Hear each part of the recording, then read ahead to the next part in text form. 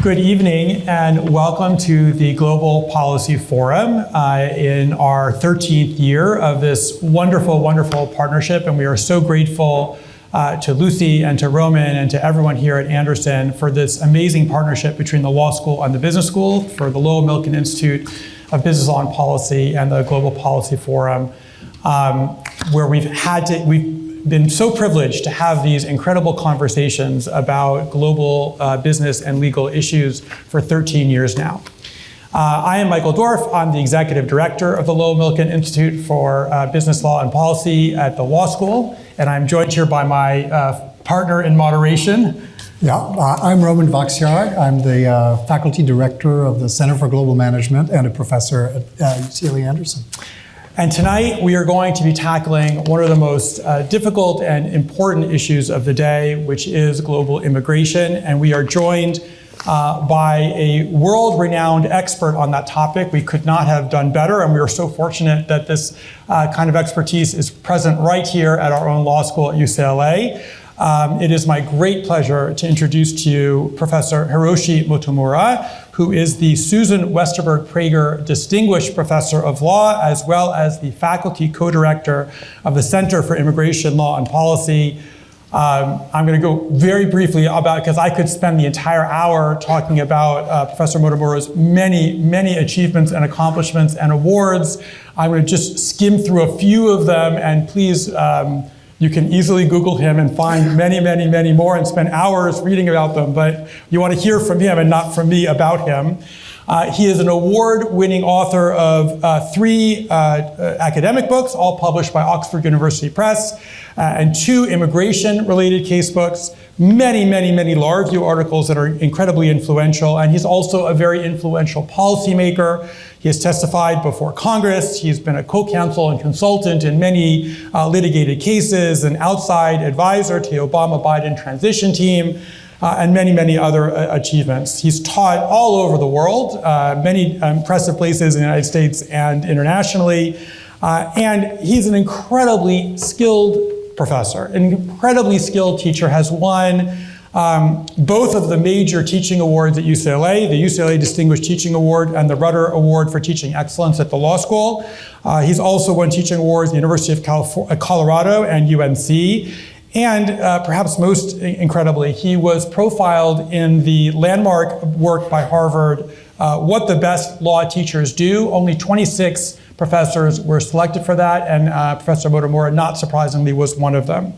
Today's talk, many of the questions that Roman and I will be asking about really stem from his latest work, which is called Borders and Belonging Toward a Fair Immigration Policy. I do have a copy over there. I'm going to run over when I'm not asking a question, and I will show it to you later. But with no further ado, we're going to have Roman, perhaps, I think, begin by asking the first question. So we've put together a set of questions which are quite broad, and I would characterize as having 2 broad strands, one on the economics of immigration and the other on the legal aspects of immigration and immigration reform. And so I thought we would start by setting the stage a little bit by talking about the costs and benefits of immigration, some of which are economic and some of which are perhaps cultural. Well, I mean, one of the ways to think about this, let me just take the economics first here. And I should explain, I'm not an economist, and that will be very obvious pretty soon. But just I want to say, just as a challenge of this book was really trying to embrace, or at least include, a lot of perspectives that I was not necessarily expert in. Certainly not when I started, and probably not even now. So that's with that. So that's a disclaimer that I'm not speaking as an economist. Before I answer the question, I just want to say, before I get into any of the substance, I really appreciate your being here tonight.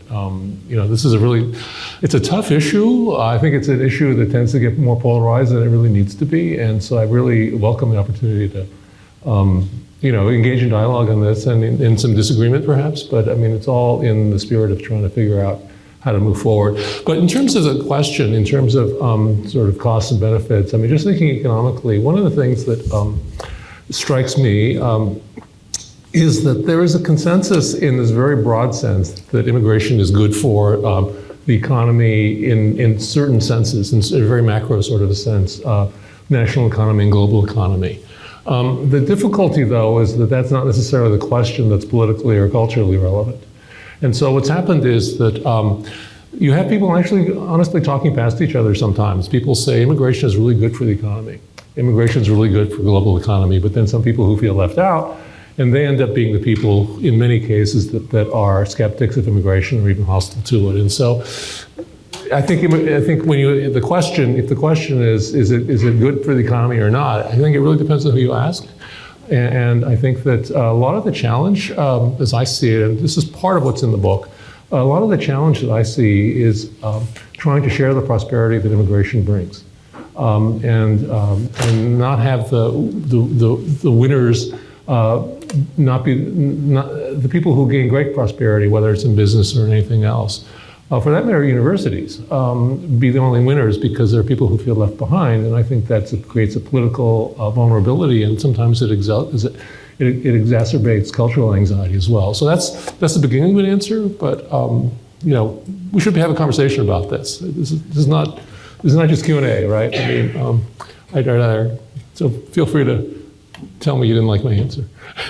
Okay. I mean, just to follow up, can I? Yeah, please. We're going to fight over who. No, we're not. The way, the analog to immigration is trade. Trade is widely recognized as having aggregate benefits on average for people. Engaging in international trade reduces prices for consumers, but it has these severe distributional consequences, right.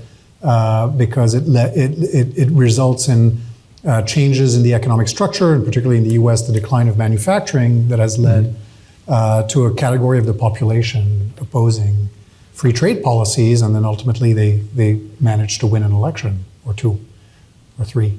Right. And we're seeing the same kinds of tensions, I think, when it comes to immigration. The aggregate benefits are quite obvious, and they're even probably much greater than the benefits of trade when you try to quantify them. But they also are perceived, rightly or wrongly, as having adverse consequences for some categories of the population. And that's really true to think about trade and to think about trade and tariffs. At least in some, you can't help but think about trade and tariffs at the same time as you think about immigration and immigration restrictions, right? And that ranges from everything from tariffs to the bureaucracy or the administrative procedure for getting people into the country or getting goods into the country or services. So that's really true. One of the things that I looked at in researching this book was basically the history of trade adjustment. This is another example of something that I felt that I needed to essentially learn to write this book. And that has a long history. That a lot of this is there probably 30 people in this room who know more about this history than I do. But I mean, I think back to President John F. Kennedy and the trade adjustment measures that were put in place at that time, and the history of that, and how much of that has been maybe some version of too little, too late, or it doesn't really work, and so you get rid of it, and then it really doesn't work. That kind of thing, to the point where I think I mentioned in the book that the trade adjustment that has been offered in some periods is about the cost of what it would take to rent a U-Haul to move to a neighboring state. So that's a striking figure. But then you get to the problem that if you were to really look at what kinds of investments in the economy would share the prosperity from trade, you're looking at things that look like infrastructure, you look like education, you look like that kind of thing. And to be blunt about it, some of that runs into the political headwinds of things that sound socialist.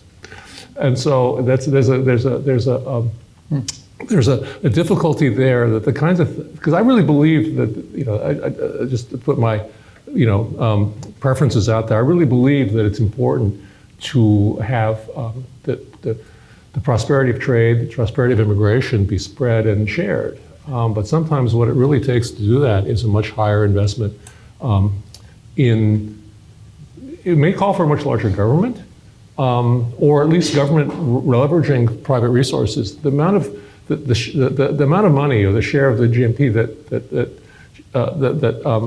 that in Denmark is put toward retraining, job retraining, is so many multiples higher than in this country. But that's more of a social democratic model. So I think that I really welcome the sort of comparison with trade. But then the thing that's a little bit different is that the perceived cultural threat of trade tends to be less than the perceived cultural threat of people.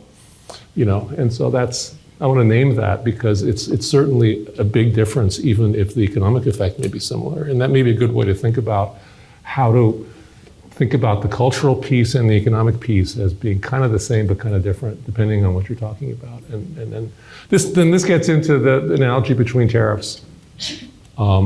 Tariffs and immigration restriction, again, which is partly the formal restriction, but also the actual practical effect in terms of everything from forecasting revenues to figuring out when your relatives will be able to live with you.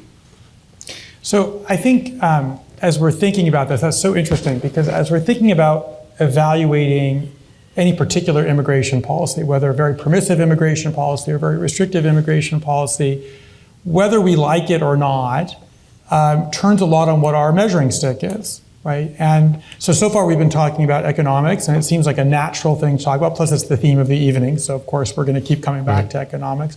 But that's not that you choose two much more humanistic themes in your book, which I will now show because I forgot to do it before. Here we go, Borders and Belonging. You can get it at Amazon, and you should. It's very good. I read it. It's really good. By the way, that is me on the front cover. That's you?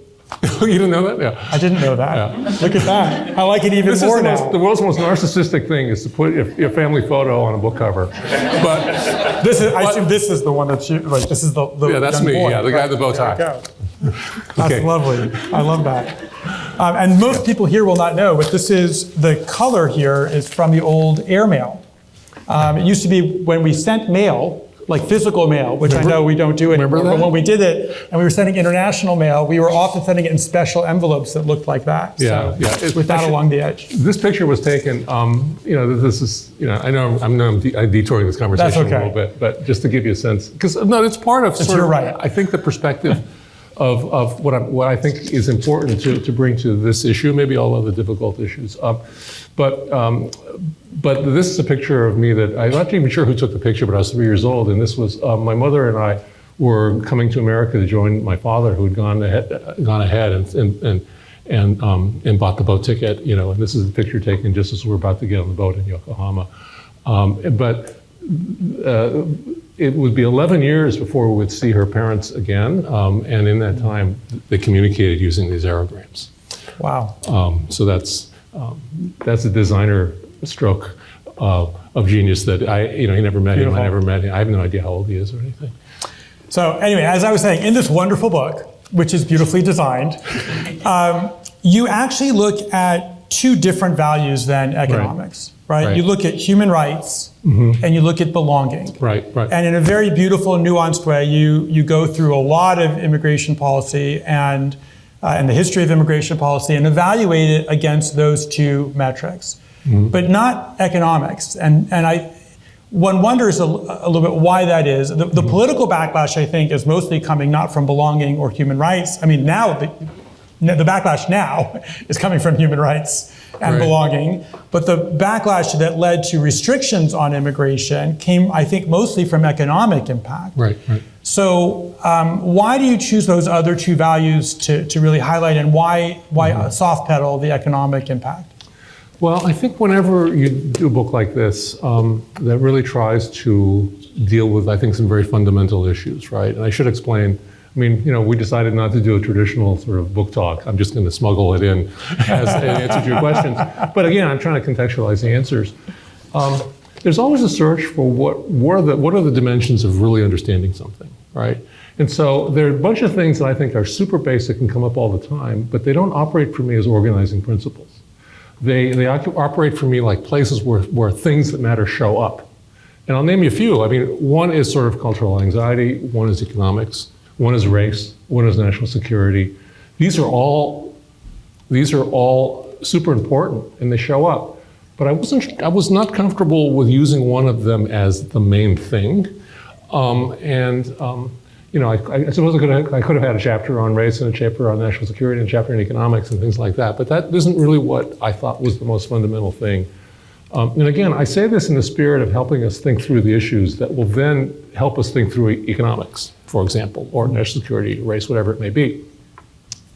I think in the world, and in immigration policy in general, there are two sources of what people often think of as justice.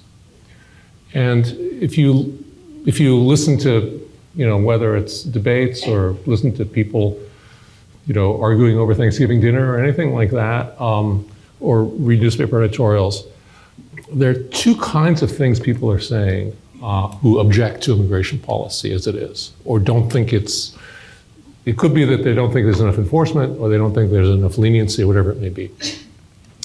Sometimes people speak as human beings, and they say, that's just not something I should have to endure. It could be being in detention. It could be family separation of some kind or another. It could also be losing your job because you feel people have come and displaced you. Sometimes you do these things because you feel like no human being should have to endure this.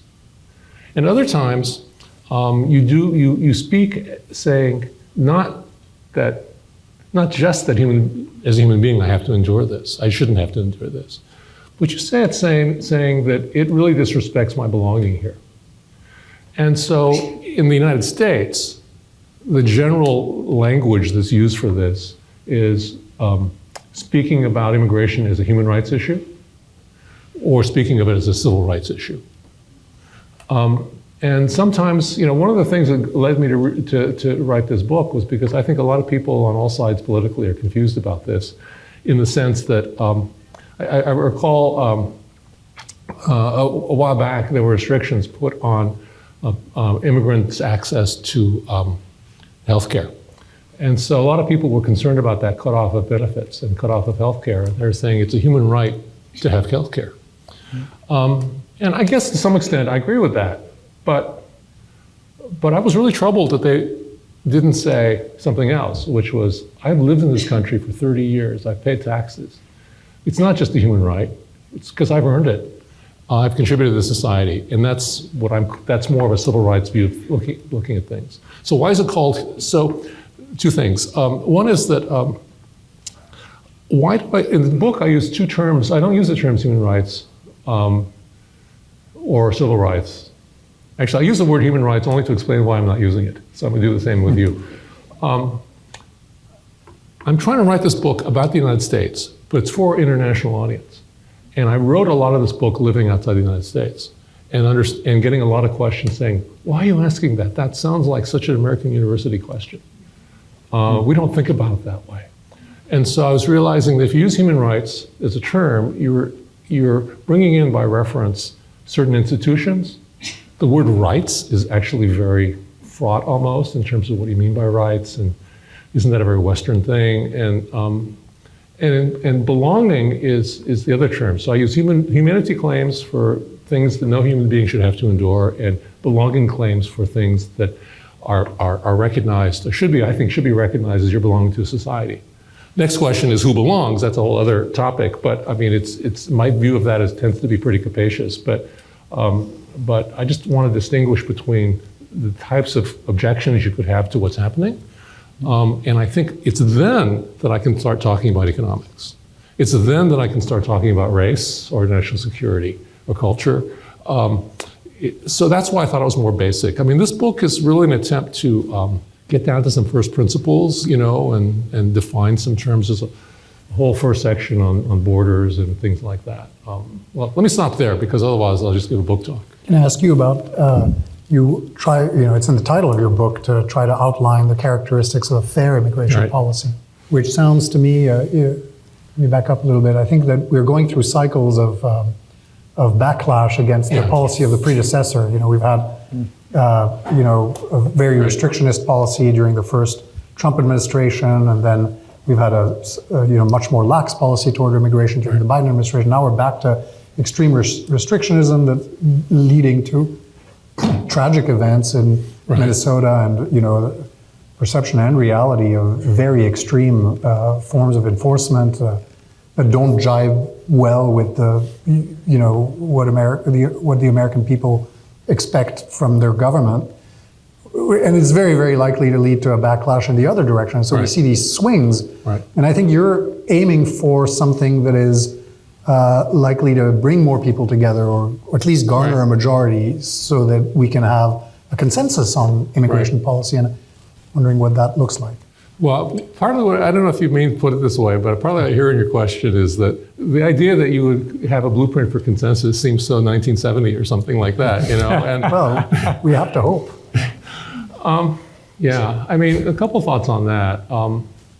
You know, I wrote this book, in some real sense, I wrote the book, I started writing the book when I got on that boat, you know, so it's also cliche, but I've kind of writing this book my whole life, and a lot of this book is reflecting thoughts and second thoughts I've had over the years, right? And so it's always been driven by some sense of hope, there's a section in the introduction where I talk about realistic utopia.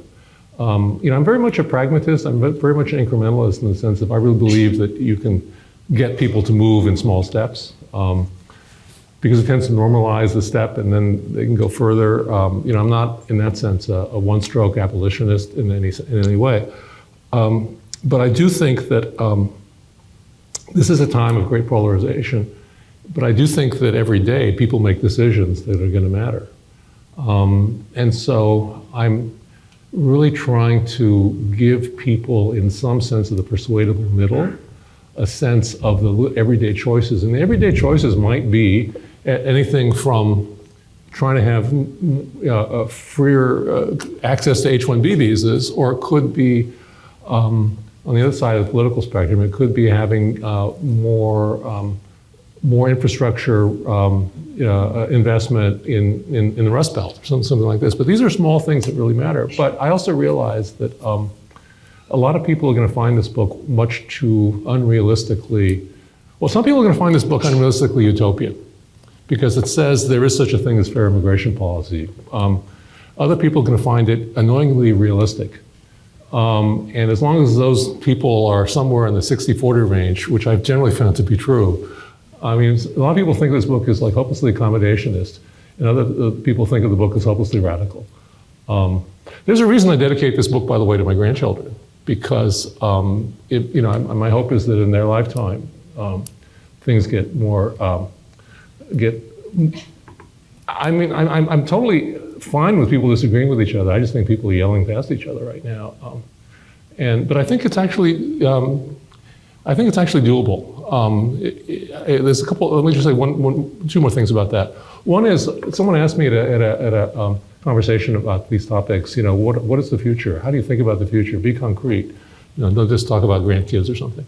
And I said, well, how about the year 2070? Now, the year 2070 may seem really far away, but that's when you guys are probably going to have your retirement parties then, or something like that. And all of a sudden, it doesn't seem far away in the sense that it is the scope of what you can be doing in your life, you know, in various stages. So that's one thing. And then I'll give you something more concrete as an answer. I think one of the problems with immigration policy making right now is that we're in this federal decision-making posture that is very, very polarized and partisan polarized. I think if there were more decision-making on a local level, there'd be much more collaboration and much more seeing that people who are being arrested are the keeping businesses afloat. I mean, I think the collaboration between the business community and the so-called immigrant communities would be much greater if you were to think about this on a more local level. But what happens is that when you make policy in Washington, D.C., immigrants become statistics, as do, you know, profits and losses. And so my sense is that we're making it in a place that exaggerates partisanship. And so one of the incremental ways, I think, is to really think more locally. But I also think, the other thing I was going to say is that, you know, back back when I learned to drive a car, people had bumper stickers. Do people have bumper stickers right now? You see those like in 1980 Volvos driving around still, right? You probably, I'm sure you've seen a bumper sticker. So people put them now on their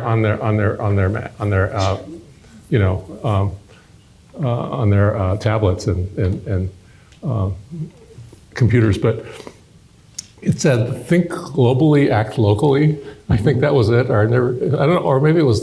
I don't think it was "Think locally, act globally." I think it was. Anyway, whatever it was, it made. I feel like we're in this weird space where we've concentrated decision-making power to maximize polarization, maximize demagoguery, and to minimize actual conversation with shared prosperity. I mean, that's. Sorry, my answers are so long, but you're getting me started on this kind of stuff. Well, I think it's because it's justified. We're starting with these big conceptual questions. So now we'll focus on something very narrow, policy, wonky. Yeah. For those people, so people come to this country for all kinds of reasons. I mean, I know you're talking about global, but like for the United States, people come here for all kinds of reasons. They come because of political oppression. They come because of religious oppression.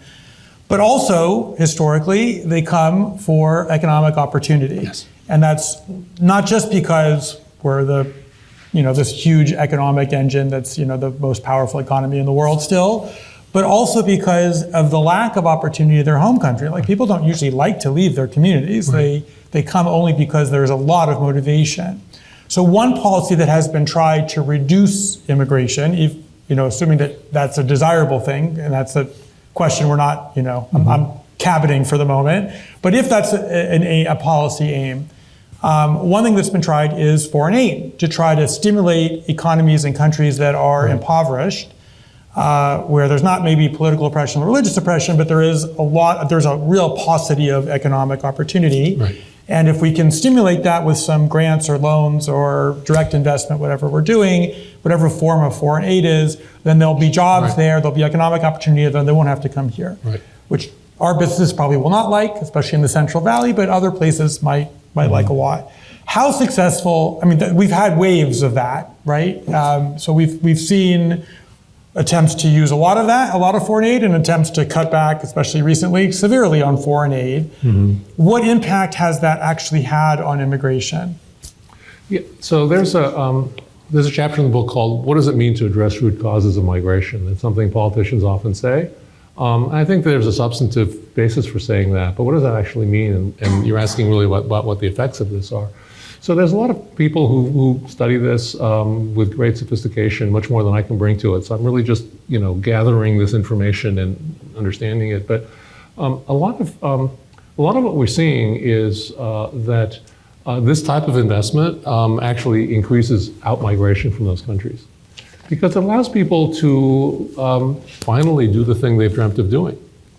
It allows them to live out their dreams and to join family members who preceded them to the United States. It's like, I suppose that's what enabled my mother and me to get on that boat.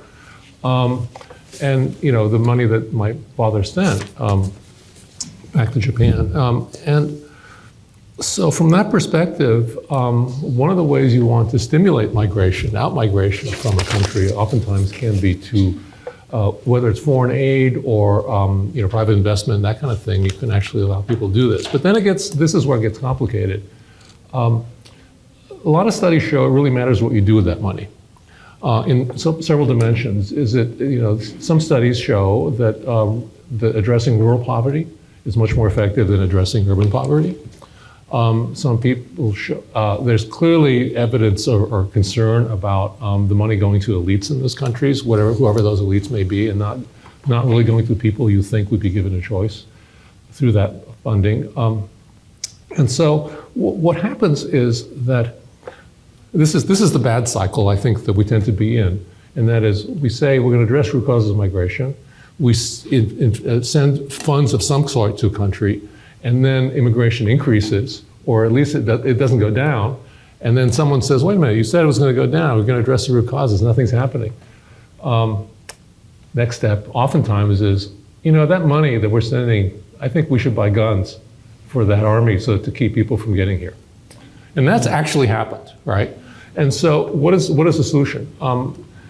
I think one of the things that really is important is something that's in short supply, which is political farsightedness. The difficulty is that immigration policy tends to be made in terms of how am I going to win the next primary, or how am I going to get elected in 4 years. It doesn't take into account probably the most important thing here, which is the passage of time and thinking about the time horizon. Because the idea really, and there are economic studies on this too, that show that, yeah, there's an increase in immigration to start with, but you give people a choice. And I think that's the key thing, is not sort of keeping people there or not keeping people there, but giving them the choice. But sometimes the choice isn't to stay at home. Sometimes the choice is to go back home.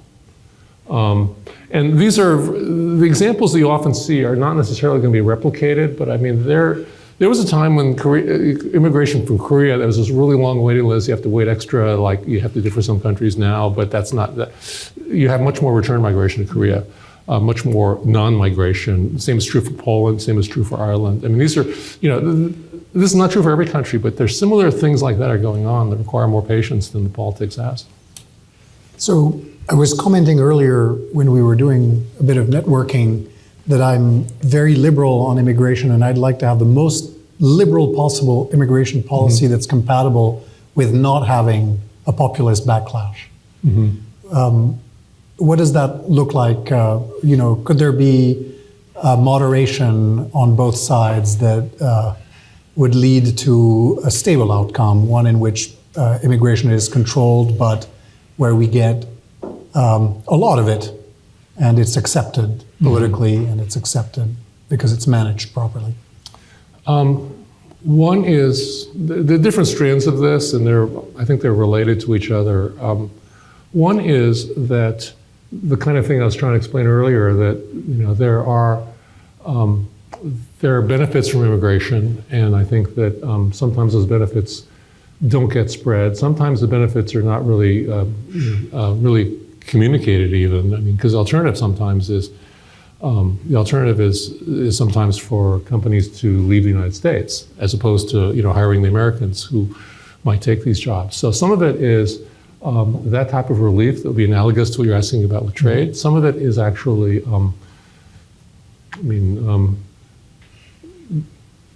is in the realm of communications. And I use that word sort of with some hesitation, because that makes it sound like I'm succumbing to the occupational hazard of all educators, which is if they only had more information, they'd agree with me. So I don't mean that way. I just think it's important to understand that there are ways to make seem something worse than they really are. And one of them is that, I'll give you an example of this. A lot of what was perceived to be an asylum or refugee crisis, I'm talking about the effect on politics, was because we have a system that only protects people if they can make it to the border, which meant that the perception of immigration crisis was an Eagle Pass, Texas, being overrun by immigrants.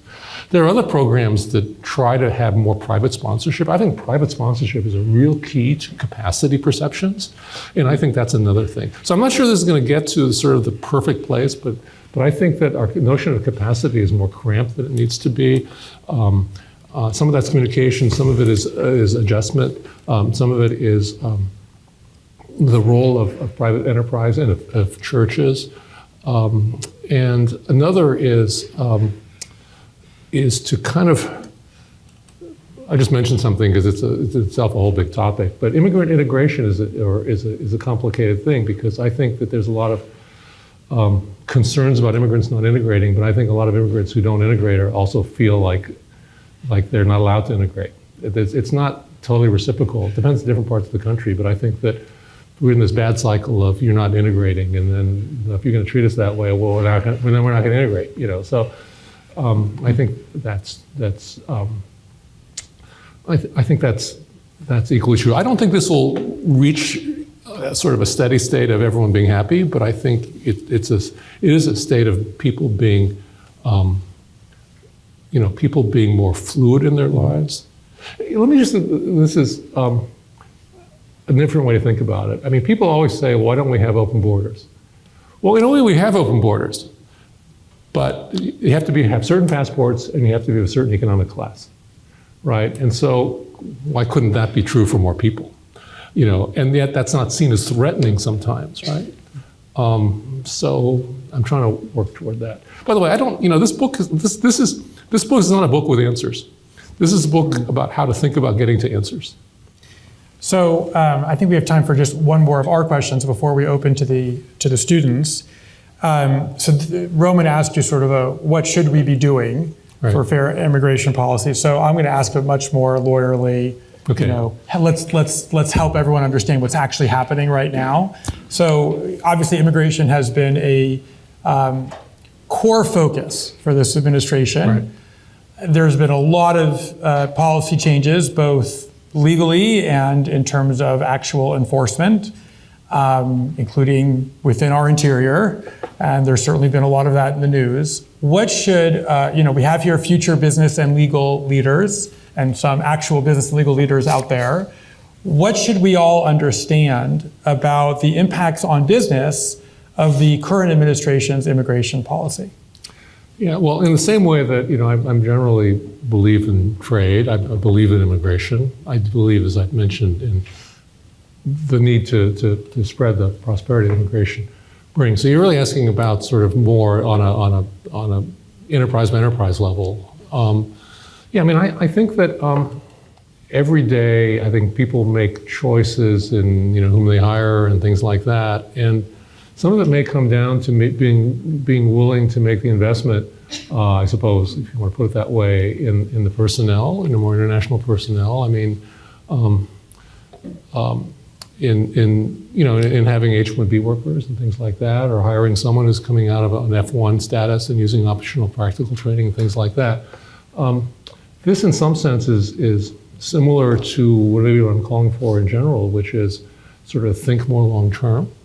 To think of these things as investments rather than expenditures.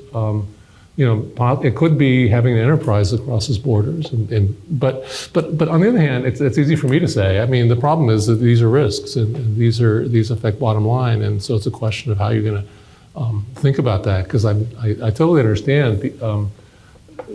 People say, well, I can't afford that particular thing. So that's one thing. Another, I think, really is to be in this sort of, I suppose you call a political or at least a civic space where, I think a lot of the interests of business are very much aligned with the immigrants' rights community. And I think one thing I would take the immigrants' rights community to task for is seeing themselves as sort of like the opposite. Politically as a business community, because one of the things we've seen locally is that a lot of the raids and things like that have really hit the workforces of people, and so I think that's been a real particular problem. Let me just say one other thing in sort of a, I'm sorry to keep bringing it to sort of this bigger picture thing, but I think it's important. But I think part of what's been happening, as you mentioned, sort of what's going on, and I can speak about Los Angeles or Minneapolis or things like that, and I'll come around to the effects on business on this. But I think that a lot of what's happened is that we had a real change in migration patterns around the world in the early 2000s. Migration's a fact of human life. It's always been true, but I think in the years between, say, 2000 and 2010, certainly by 2015, you had a change in migration.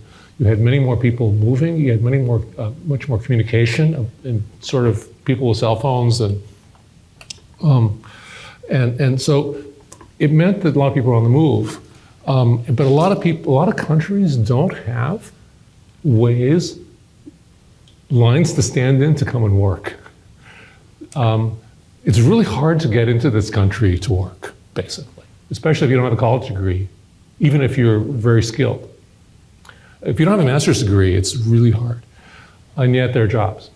And so, what do? They apply for asylum, even though some of those cases are really very weak asylum cases. But you can only apply for asylum if you get to the border. So the migration, in quote, crisis becomes asylum crisis, which becomes a border crisis. Well, the border crisis then becomes an emergency. And an emergency then, that's kind of, well, actually the border crisis becomes an invasion, and an invasion becomes an emergency. So it's migration, asylum, borders, invasion, emergency. And that's part of what you're seeing. But I think that those effects are being felt as negative effects in the workforce as well. I mean, not just in the private enterprise workforce, but in public hospitals and things like that. So, I mean, I think that there's a civic role for the business community to play in this, because ultimately, in the system we're in that sense, we're all in this together. But It also goes back to your point about sponsored immigration as opposed to spontaneous immigration. yeah, In fact, that's one, it overlaps largely with the debate over, illegal versus legal immigration. And all of the past compromises, I don't know, there was a gang of 8, gang of 12. I think it was gang of 12 the last time we were close. And I think Marco Rubio was part of the gang of 12, if I remember correctly. Yeah.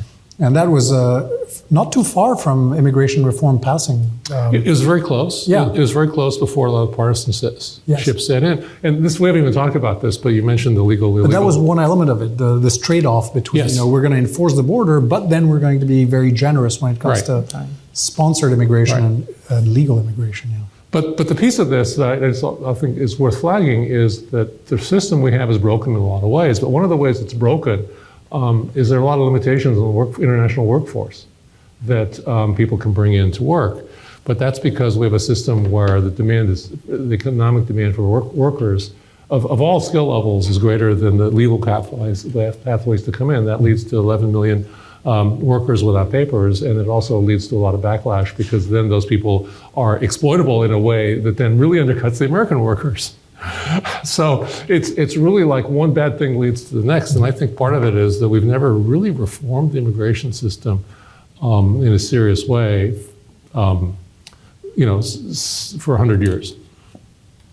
So with that, I think we're going to turn it to the students. So if you have a question and you're in the room, please just come to one of the standing microphones, and we'll just go back and forth between microphones. Thank you all three for being here, and thank you very much, Professor Motomura. I wrote it down so I don't forget it. I think there's an elephant in the room that people are not talking about, and that is the depopulationary pressures that are happening in developed economies around the world. And my question is, given that many countries with the strongest or most severe depopulation pressures also show the strongest signs of resistance to immigration, how do you explain that paradox, either from a legal perspective or from an institutional perspective? So you're talking about countries with low birth rates and East Asia, most of Europe, increasingly the United States, all three. I mean, first of all, there are lots of elephants in this room. There's a lot of stuff I never talk about. I'm also going to sit down, so. I didn't talk about climate change, which could be its own chapter. Depopulation is another. I think that you have a confluence of some things that lead to this. I mean, I think that a lot of the countries that you're talking about see themselves as social democracies and ones of sort of shared prosperity. And I think that there's a tendency to have certain nostalgia for the way things were, and that sort of assuming a static population, a steady state of contributions for Social Security or the equivalent in healthcare and things like that. And so I think that there is a big part of it, I think, is an unwillingness to confront that reality. I think that there's been, one of the ways that reality is confronted is to have guest workers. This kind of thing. You see this like in Japan. You actually see this in a lot of places you're talking about. But what happens is that there is this sort of a willingness to take the work, but not the people. I mean, the Swiss writer Max Frisch once wrote about the guest workers coming to Northern Europe. He said, we asked for workers, but people came. And it's that kind of thing. And I think that's changing a bit. But I think that's really the sort of the confluence of we need people, but we only want you in a certain way. And then people are basically not accepting or trusting of each other. So I'm speaking slightly in a utopian way, but I think that that's what I've seen. And we were talking earlier. I lived in Germany for off and on for the last several decades, and I definitely see that there. But there's also signs of change, because I think one of the things you notice in a German subway now is that people who grew up in Germany look different. They're much more likely to look like me, and I think that there is some change in the air. Hi, Professor. Thank you so much for being here. I have a question as an immigrant, seeing how the narrative has shifted over the past 10 years. How, in light of right-wing populism and certain narratives that are very attractive to people who feel that they're being replaced, how do we build a fair system of immigration in light of a lot of disinformation and in an area where those arguments are very simplistic? I mean, it's hard to explain to someone that it wasn't an illegal immigration crisis, it was an asylum crisis, it was a border, when they can just say, look at all the illegals. How do we counter that and build a fair system? You know, I wish I had an answer that was both short and effective. You know? Let me just say some things that might be cliche, but I think there's some truth in them. And I think that a lot of this is not about, I can say this as someone trained as a lawyer, it's not really about winning lawsuits. It's really, I mean, that's important, but sometimes lawsuits are important as organizing tools as much as they are, you know, in actually winning a lawsuit. So I think there's a lot of narrative work to be done, to use the more of a cliched term. I think that, and I think a lot of this is really about,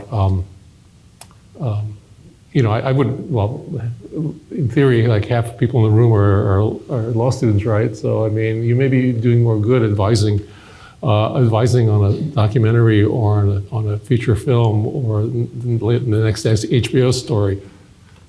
So that's one thing. The other, I think, is we're kind of we've dug ourselves a deep hole and that kind of thing. Another is to sort of talk to people more, you know, cross difference in some way. I mean, I know it's hard to do. I think there are mistakes that some politicians have made. I think that, you know, a lot of the arguments against the wall was it's a waste of money to spend billions of dollars on a wall. That's the argument. I think it'd be much more effective to talk about what the billions of dollars would have done in the Rust Belt. You know, I also think you're seeing a turn in Democratic Party politics toward economic equality, or more of an emphasis on economic equality, on the theory that that's also a way to racial equality. And so that may be called for a reset in the Democratic Party on how to deal with these things. But I'm not, you know, I remain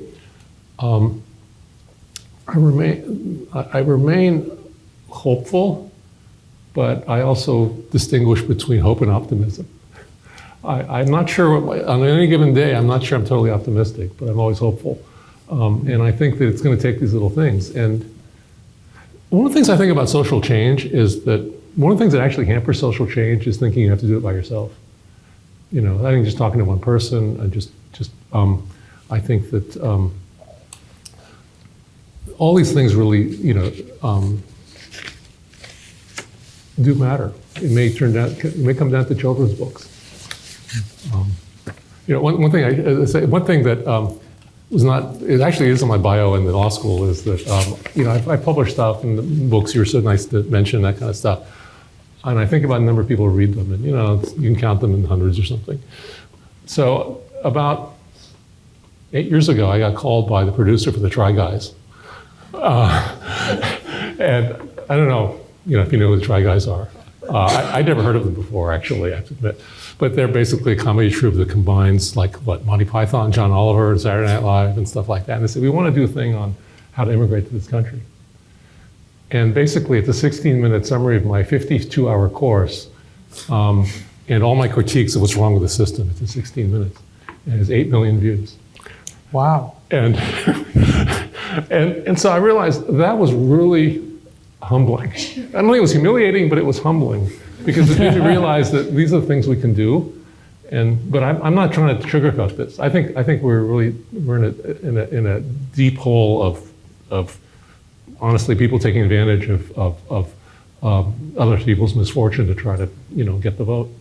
Can I just? Oh, sorry. And it's a global one too, because it's not Yes. just the United States. It's absolutely, you know, everywhere. You're seeing this everywhere. Yeah. Hi, thank you so much for, organizing this talk. My question is, when we talk about borders and ethical borders, I understand that intuitively from a human rights framework, but when we just start putting business into it, and in a lot of your comments about how often a lot of immigrants here are exploited in the labor force, Right. I guess I'm hoping that you can speak to understanding ethical borders from a business or economic perspective rather than a strictly human rights asylum one? Yeah, I mean, I think that I'm looking at it from a human rights or what I'm calling humanity claims perspective, but I hope that it's not just a totally idealistic, way of thinking about it. I mean, part of what I'm trying to construct is a realistic way to do this. And there are two parts of the realism that I accept. One is that we live in the world of nation states, and that we live in a world where a lot of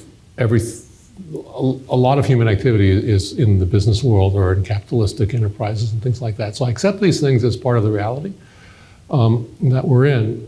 But to me, those are not incompatible with labor standards.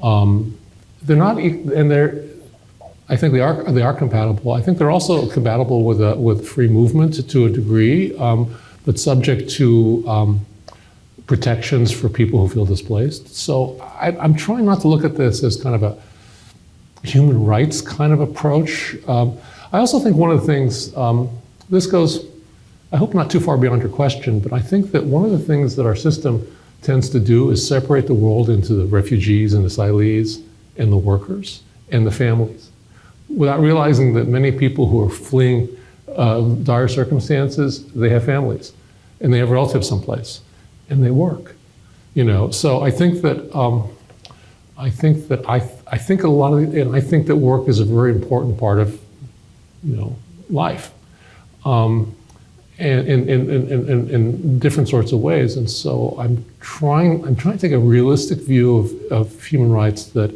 accepts the prevalence of private enterprise and that affects the prevalence of nation states and tries to work with it. By the way, one of the things that the title of this book used to be Ethical Borders.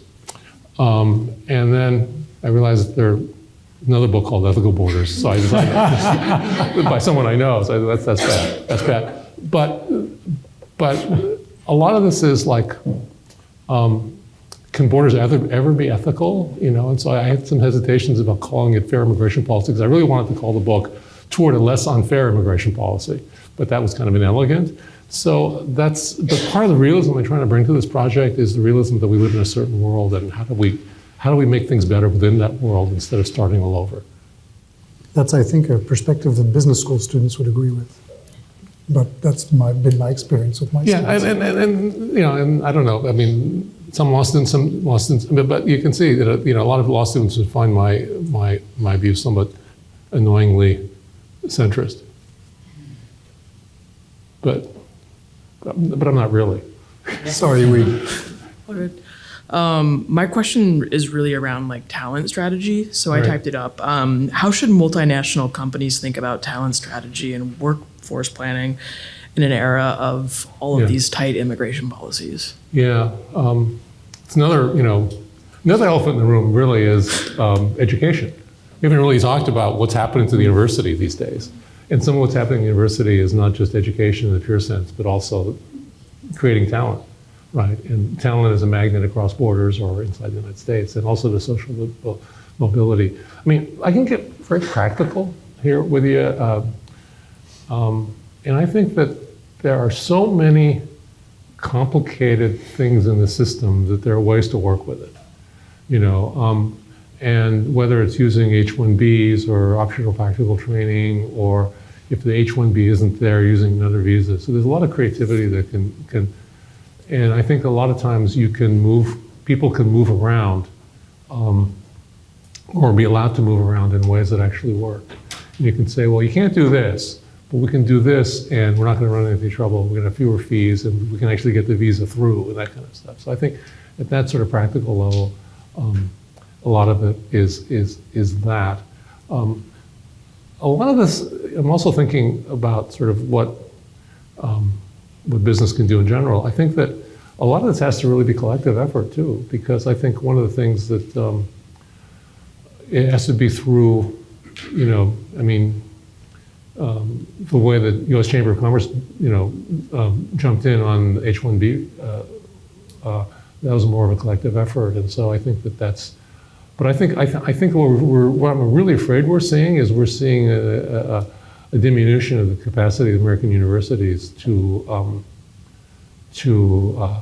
attract and nurture talent. And I think that a lot of the talent is not coming to the United States. I don't think we've seen that this year, but we'll see it in 2028 and we'll see it in 2035. And so, so I think you can work in small ways, but I think there's some real storm clouds there because it is a global, competition for people. And I think a lot of people are thinking, I'm just going to go to Canada.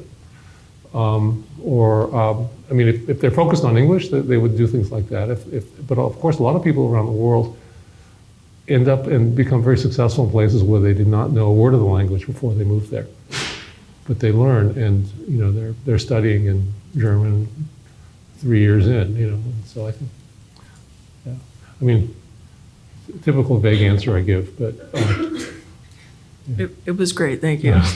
And then the challenge is not just of bringing people as students here, but then keeping them once we've educated them. Yeah, I talk to students, law students, with some frequency of saying, I'm here on a F1 visa, but there's so many hurdles for using my education, and it's so hard to get an employer to sponsor me for an H-1B. Certainly if you have to pay a $100,000 fee, which is, astronomical, obviously, but it's not just that. See, a lot of the concern I have right now about the present political moment is we're seeing a destruction of a bureaucracy.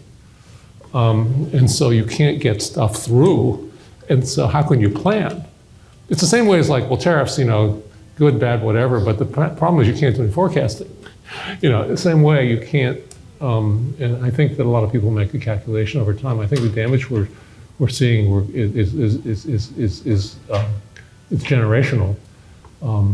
It doesn't mean it's permanent, but it's not something that the 2028 election or any election will fix overnight.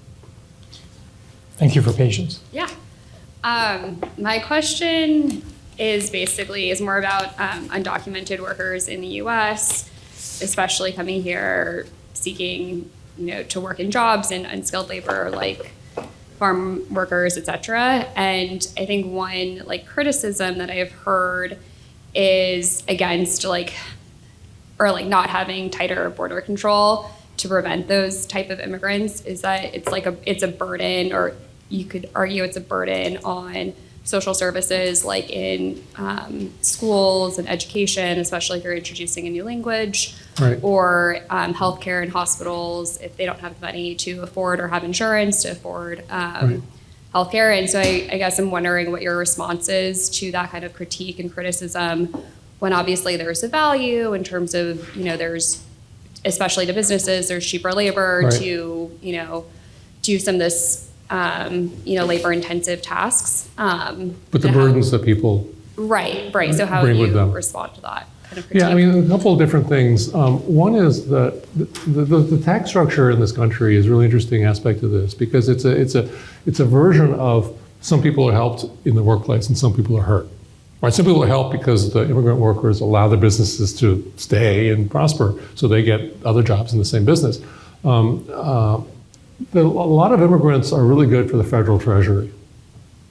And a lot of what's happened in this country is that the federal government, they get the unbelievable amounts of money gets paid in Social Security that don't ever get collected. A lot of it don't get collected over time. And but a lot of the expenditures are at the local level. But we don't have a way to really spread that between the state and local on the one hand, treasuries, fiscal policy and federal policy. So that's one particular problem. We have the problem of a lot of this being concentrated in the border area instead of being spread out in a way. And when we've spread out, sort of like private sponsorship and stuff like that, there hasn't been this backlash to the same degree, because people just go become the 48th worker someplace, and no one. People notice them, but not in the same kind of way. The other thing is really more how we more philosophical but practical thing, political thing about how we see public expenditures, because there's a tendency, and in basically people who study this, is an understandable tendency that I think is. It comes down to this: there are so many studies that show the fiscal burdens or the fiscal benefits, either side. There's so many studies that show sort of the economic benefits. But there's always a disclaimer, understandably, which is that we're only measuring the current generation. And so if you look at education as an investment, the fact that it costs more, the solution isn't to keep them out. The solution is to make sure that there's more distribution of revenues. But the keep out part is why not give them papers including retroactively, to allow them to work, but then that would put them in a labor protection situation that would raise working standards, labor standards for all workers, right? So I think that I totally get, but the thing you're pointing to is a real source of skepticism and hostility to immigration, because there's so many different pieces of this. Honestly, one of the challenges in writing this book is to have all this stuff and more in 163 pages. I tried to make this book as plain spoken as possible, and I spent two writing binges, editing binges of 1 month each, doing nothing but rewriting every sentence. It shows, by the way. It shows. Thanks. I mean, it's like being on the Try Guys. You gotta broaden your audience. Well, with that, I think we're out of time. So thank you all for your wonderful questions and your kind attention. And thank you to all of you who are in your offices or at home and watching online. We greatly appreciate your presence and your participation. Thank you for the conversation. Thank you for all the questions, because these are important issues, and it's worth taking the time to kind of think about them and to think about how to think about them. Thank you, Professor Motomura, for joining us again. I hope it won't be 13 more years before you join us again. So thank you. Thank you.